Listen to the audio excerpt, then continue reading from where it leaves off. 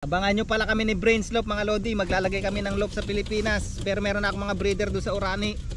Ayan. Ayan. Ayan, good luck.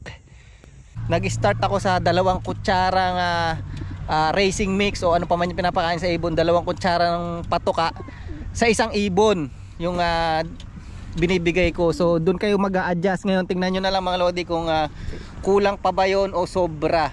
Makikita nyo yun sa lipad ng ibon. Yan. So saka sa body shape nya pag binabasket nyo.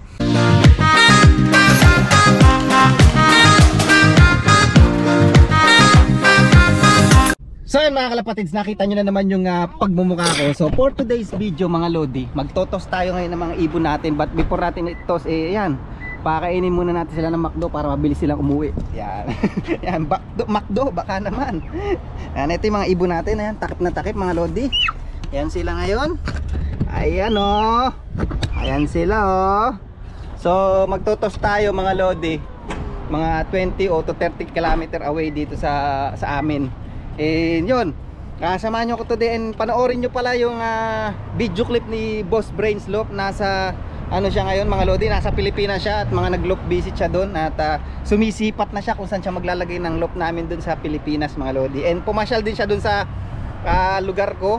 At meron nga ako mga ilang breeder doon at tiningnan niya mga lodi. Yan. So panoorin nyo yung video clip. Okay, shoutout pala kay Medson Loop ng Santa Ana, Pampanga. Okay? O Brad, nakita na naman yung pagmumukha niya. Dito kami sa loop ni Gerardo. Kita mo naman yung breeder. Ang lupet. Ang lupet, wala pang itlog. Pre, grits daw kailangan.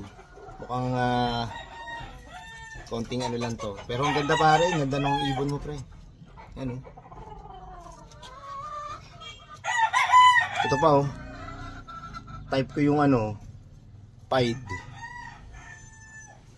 Ikaw ba nag-match up nito?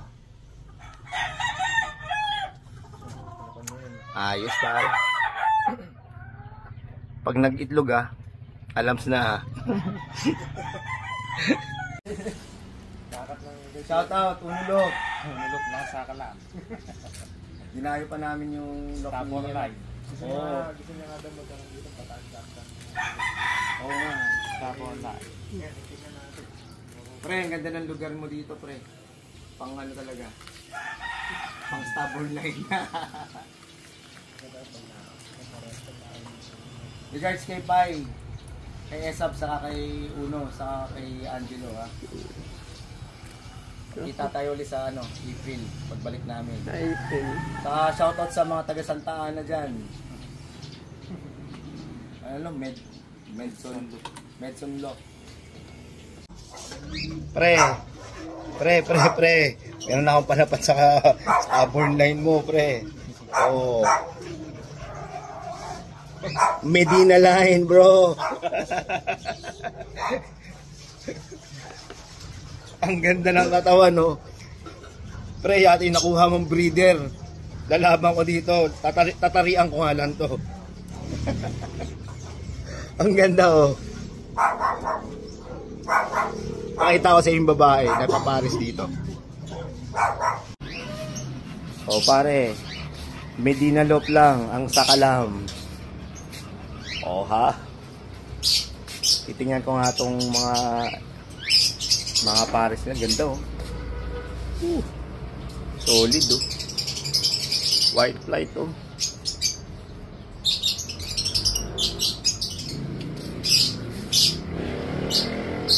Ganda oh. Meron din siya nanalo ng 1,200 dito. Ito oh.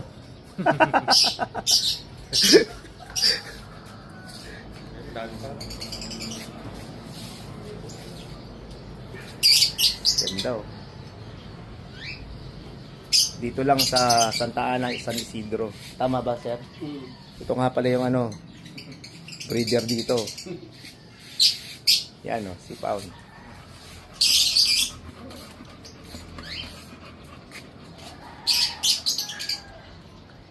Ang ganda oh.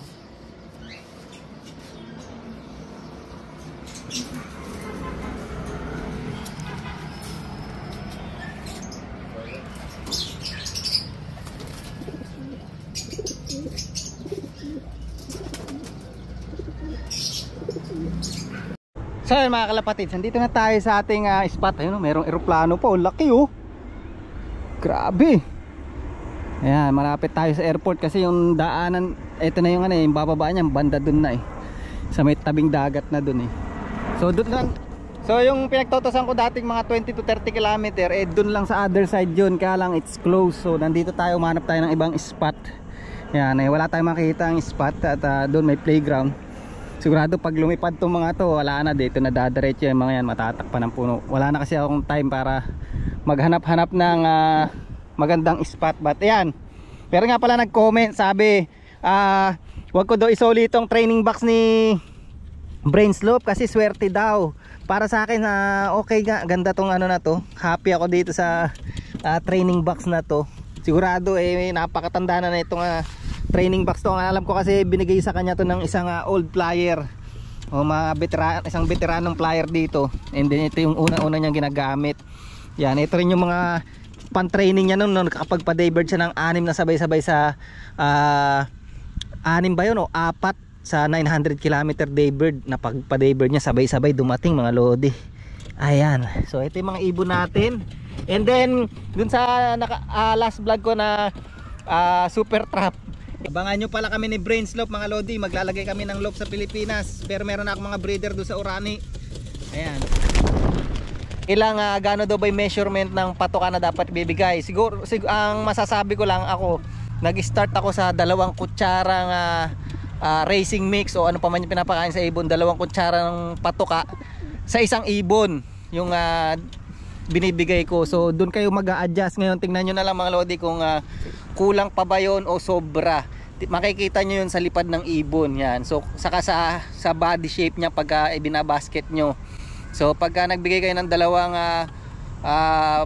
kutsarang patoka kada ibon, sa oras ng basketing, bago nyo i-basket, ipuin nyo yung ibon nyo, tingnan nyo yung body shape nya, tandaan nyo kung ano yung body shape nya, para pagka kung sino yung mag-perform na ibon nyo o sino yung magandang race result, doon kayo magbe-base ngayon mga lodi. Laging ganun dapat yung katawan ng ibon nyo. Ayan na naman, may dumaan na naman. Laki oh. Grabe oh, laki. Ayan oh, Singapore Airline. Napakasarap, kailan kaya ulit makakabalik na Singapore. Alright.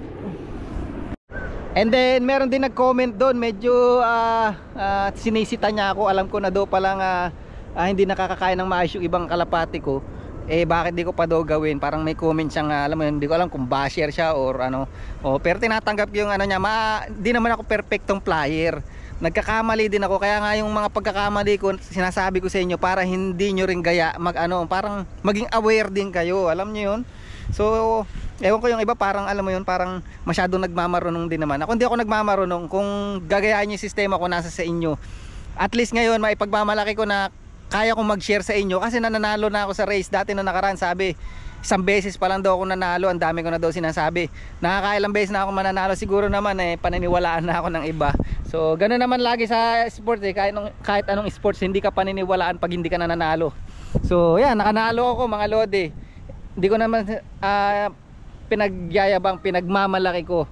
Una-una nanalo ako kay Stubborn 700 km mga lodi, yearling champion ako. And sumunod meron akong Futurity, ayan, North Section Federation champion tayo. Tapos yung mga nag-lap winner na rin ako doon sa mga ibang race. And then Kikim Cam, ito yung pinaka fresh, yan, jackpot winner pa mga lodi. Ibig sabihin ng jackpot winner, parang mamimili ka ng isang ibon na jackpot mo, kailangan manalo siya sa race na yon para makuha mo yung pera. So pag walang nananalo kada lap, yung pera naroroll yun. Nakanalo kay Kim Cam at tinayan ko siya ng jackpot, nanalo siya sa lap, kaya nahakot ko yung pera mga lodi. Yan, jackpot winner yan, si Kim Cam sa Kalam, ayan. Lap winner, saka makakita mga lodi, pang sprint race yun, pero yung mga bloodline nito pang long distance, honestly, mid to long distance yung mga bloodline nitong mga ibon ko. So pero tingnan nyo, nagagawa natin sa sprint na papanalo natin. So nasa conditioning din naman kasi, wala lang basta sa bloodline, nasa conditioning din. Alright, so pakawala na natin. Naglagay uli ako ng camera mga lodi doon sa harap ng loop ko. So 138 pakawalan natin sila. Okay? 138 pakawalan natin sila. Ayan, tingnan na, hindi na tayo video. Ayan na pa ang video natin. Ayan.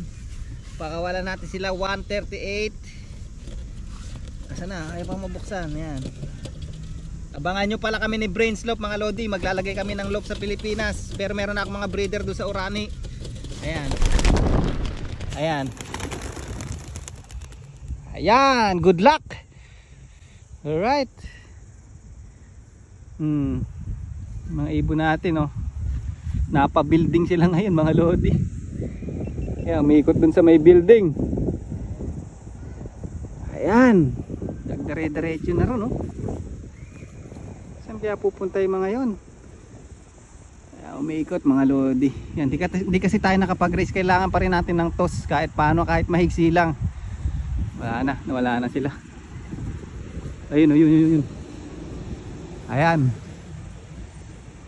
7 lang yan pero sa kalam mga lodi. Ayan, naglagay tayo ng camera dun sa harap ng loop natin. Tingnan natin kung ilang minuto nilang dadalihin to. Mga nasa 30 km to mga lodi. Ayan. Okay na. Alright. Ayan mga lodi. Nandito na nga tayo sa loop natin. At hindi natin na set up yung camera natin mga lodi ng maayos. Hindi nag-record. Ayan. Hindi natin mapagalitan si Sexy Tari. Baka mapagalitan tayo. Mahirap na. Ayan. So kompleto naman sila, 1, 2, 3, 4, 5, 6, 7. Ayan. Diba? Kaya lang yung kapatid ni Kim Cam, lugon na lugon yung leeg mga lodi. Baka hindi natin to isakay next weekend o sa Saturday. Bagay may ilang araw pa naman ng pahinga. Kaya lang yung leeg niya talagang sobrang lugon. Masakit ang katawan. Ayan mga lodi. Pakainin natin sila mga lodi. Ayos. So yung 30 km halos nililipad nila ng 30 minutes. Yan, not too bad. More or less, nasa 30 minutes nilang nilipad yung 30 km mga lodi. Okay? Ayan mga lodi, nagdagdag tayo ng patukaan. Mas mahaba-haba to para nakakakain ng maayos. Ayan o. Ayan, kasi pag yung isa yung walang harang, tendency hindi sila nakakapokus sa pagkain. Ayan o, ngayon medyo ano na sila. Ayan o. Nakakain na sila ng maayos mga lodi. Mas okay yung ganyan yan oh. Ayan, meron na lang hindi sanay pero okay na. Kaya mas okay pala yung ganyan. Ayan oh. Hindi katulad nung yung open yung yung patukaan nilalakaran nila. Pumapatong, nagpapatuan sila yan. Ayun oh, relax, di ba? Ayan okay na yung nagsabi sa atin, nag-comment na alam ko na daw palang problema, hindi ko pa ayusin. Ayan, inayos ko na ha. Huwag na kayong magalit ha. Kaya makukondisyon na lalo itong ibon natin na to mga lodi. Kaya, so dito na layarin yung vlog natin mga lodi. At all goods ang ating training ngayon for today. Thank you. And see you next vlog. Bye.